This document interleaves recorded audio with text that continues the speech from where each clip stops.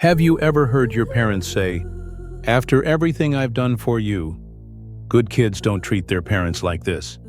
You're so ungrateful. If you've heard phrases like these, you might have felt a heavy weight in your chest. Guilt. But here's the truth. Guilt isn't always love. Sometimes it's control.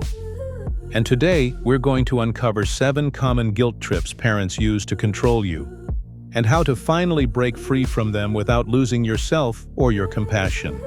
Because you deserve to live your life without carrying emotional chains you didn't choose. By the end of this video, you'll know exactly how to recognize these guilt trips, protect your mental health, and respond in a way that sets healthy boundaries, while still respecting your parents and yourself. Guilt. Tip number 1. After everything I've done for you.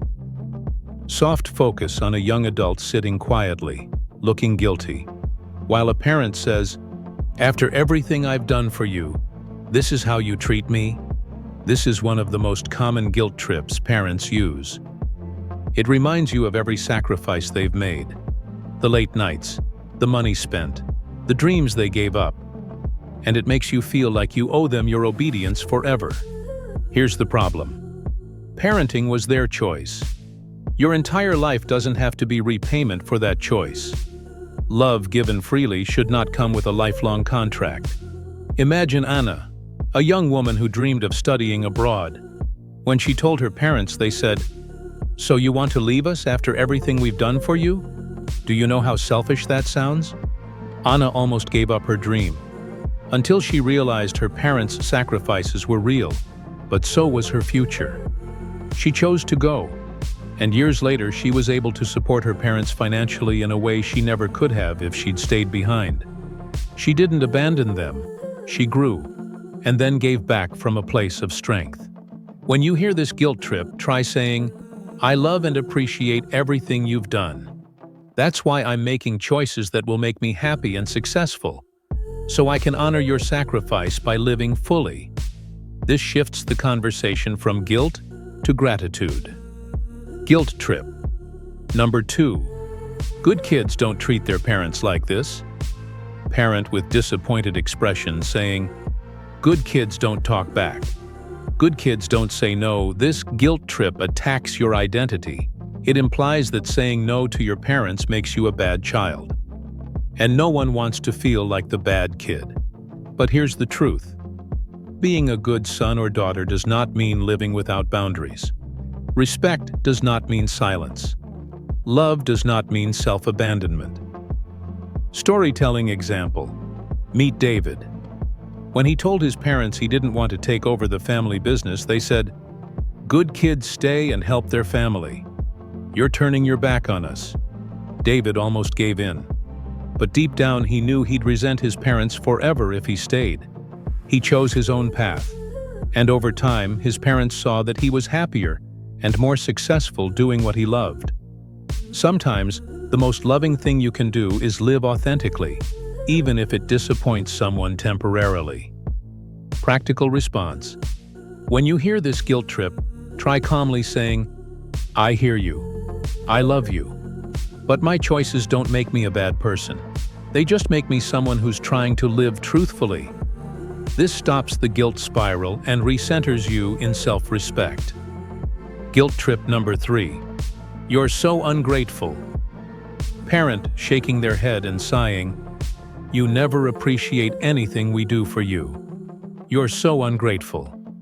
This guilt trip is designed to make you feel shame for wanting more, asking questions, or disagreeing.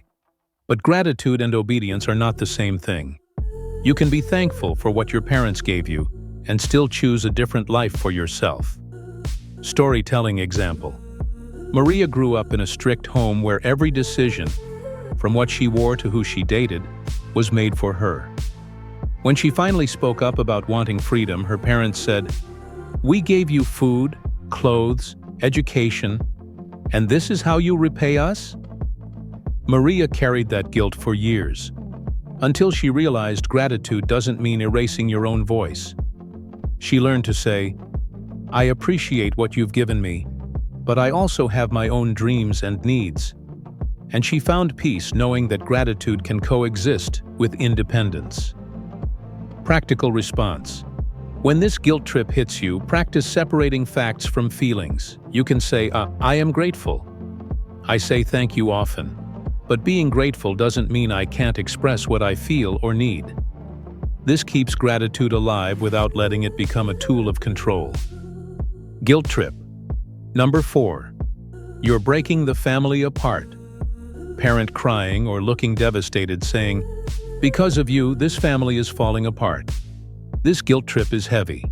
It makes you feel personally responsible for everyone's happiness, health, and unity.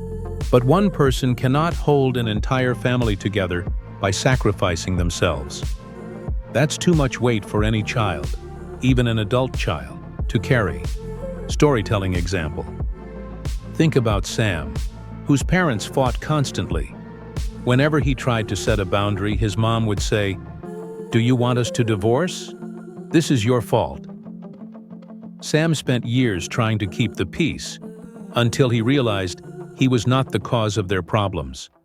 He began stepping back, letting his parents handle their own issues, and focusing on building his own healthy relationships. You are not responsible for keeping everyone happy. That's a burden you were never meant to carry. Practical response. When this guilt trip shows up, remind yourself, healthy families allow space for individual voices. A family that breaks because I said how I feel wasn't stable to begin with. Then calmly restate your boundary. You are not destroying your family. You are building a healthier version of it. Guilt trip number 5. If you loved me, you would. Parent with hurt tone saying, "If you loved me, you'd do this for me." This is emotional blackmail disguised as love. It teaches you that love means doing what the other person wants, even if it hurts you.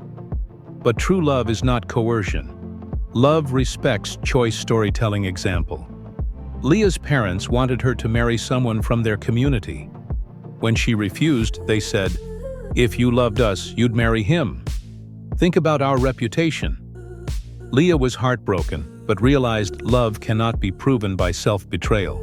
She chose to follow her heart, and years later her parents respected her decision when they saw how happy she was. Practical response.